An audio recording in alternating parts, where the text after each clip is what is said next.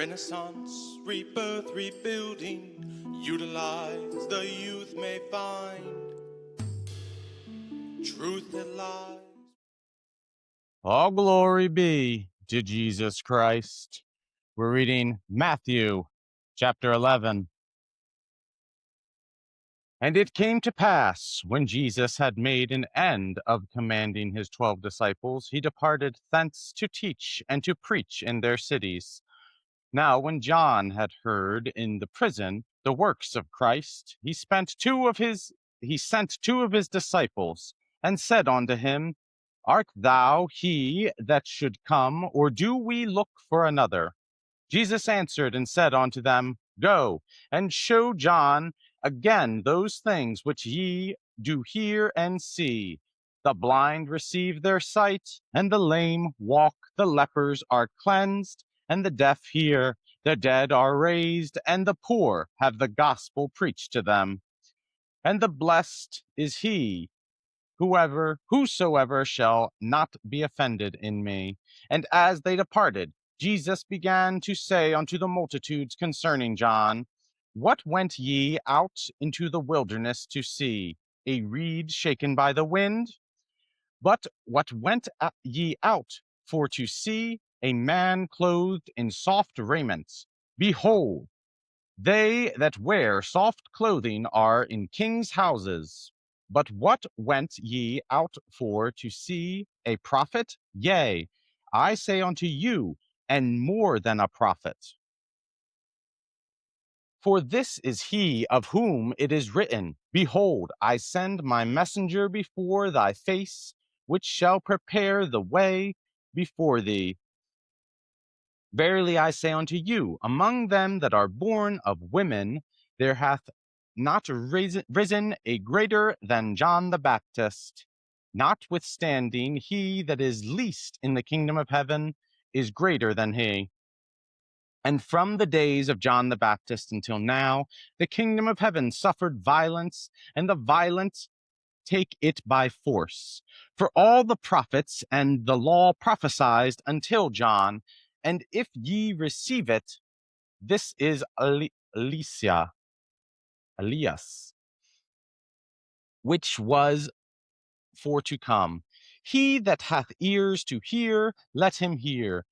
But whereunto shall I liken this generation? It is like unto children sitting in the markets and calling unto their fellows, and saying, We have piped unto you, and ye have not danced. We have mourned unto you, and ye have not lamented. For John came neither eating nor drinking, and they say, He hath a devil. The Son of Man came eating and drinking, and they say, Behold, a man gluttonous, and a wine-bibber, a friend of publicans and sinners, but wisdom is justified of her children. Then began he to upbraid the cities wherein most of his mighty works were done, because they repented not. Woe unto thee, Chorazin! Woe unto thee, Bethsaida! For if the mighty works which were done in you had been done in Tyre or Sidon, they would have repented long ago in sackcloth and ashes. But I say unto you, it shall be more tolerable for Tyre and Sidon at the day of judgment than for you.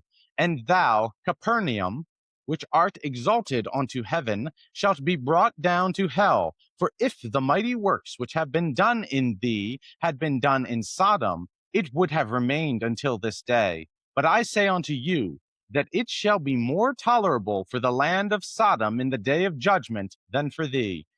And that at that time Jesus answered and said, I thank thee, O Father, Lord of heaven and earth, because thou hast hid these things from the wise and prudent, and hast revealed them unto babes. Even so, Father, for so it seemed good in thy sight. All things are delivered unto me of my Father, and no man knoweth the Son but the Father, neither knoweth any man the Father, save the Son, and he to whosoever the Son will reveal him. Come unto me, all ye that labor and are heavy laden, and I will give you rest. Take my yoke upon you and learn of me, for I am meek and lowly in heart, and ye shall find rest unto your soul. For my yoke is easy and my burden is light. This is the word of the Lord. First, for any that have eyes, let him see I have changed my attire. No longer wearing the armor, just some nice sackcloth. It's because the reality is this kingdom is a garage in the American South. It gets hot, too hot to handle steel armor any longer. These will be shorter episodes this week and next week because I'll be going on vacation. I'll be pre-recording the next one, and I'll be doing very few readings of or verses of chapter 11. But let's get into it. Starting at the beginning. So what is happening is followers of John the Baptist, he is in prison right now. Followers of him go to Jesus to say, are you he that we're looking for, the Messiah we've been waiting for, that John told us about? And I'm now at verse 5, chapter 11, verse 5, that the blind receive sight and the lame walk. So that I've pointed out before, to take that as the literal sense that people have been healed, but the metaphorical sense that spiritually they have been awakened. At the end of verse 5, the poor have the gospel preached to them. So what more do you want than the gospel? Sure, you may be able to walk, but where will it take you? Not into heaven's gates. Skipping to verse 10. For this he of whom it is written, behold, I send my messenger before thy face, which shall prepare thy way before thee. This is what Jesus is giving this speech or example to John's followers so that they can be convinced. And why would they be convinced? Because this is quoting, so there's a footnote to Malachi, the last chapter or the last book in the Old Testament. Malachi 3, verse 1. Behold, I will send my messenger, and he shall prepare the way before me. That's John. He prepared the way before Jesus. And the Lord, whom ye seek, shall suddenly come to his temple, even the messenger of the covenant, whom ye delight in. Behold, he shall come, saith the Lord of hosts. One thing to note that he will come that ye search for, or even the messenger of the covenant whom ye delight in.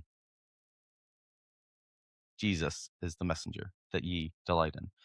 Going on to verse 11, Jesus says, verily among them that are born of women, there hath not risen a greater than John the Baptist. So Jesus is saying that John, of all humans, he is the best. But notwithstanding, he that is least in the kingdom of heaven is greater than he. So John is the best human, but the least in heaven is still greater than John. Verse 13 or 14, it said, and if ye receive it, this is Elias, Elias. Seems as though another name for God, like Elijah or something like that. I did not have time to look it up. Going to verse 18. For John came neither eating nor drinking, and they say, he hath a devil. So this is one of the things of Pharisees and just people you are trying to help will refuse it as much as they can. So John fasts, he doesn't eat and drink, and they say, oh, he's a devil. Jesus comes, he does eat and drink, and they say, oh, he's gluttonous. So there is no pleasing these people. That's some people, that's just the case, and you have to accept that. Even so, there's a saying like, look, they crucified Jesus Christ. Not everyone's gonna like you. At the end of verse 19, it says, but wisdom is justified of her children. to put some thought into those words, wisdom, her children.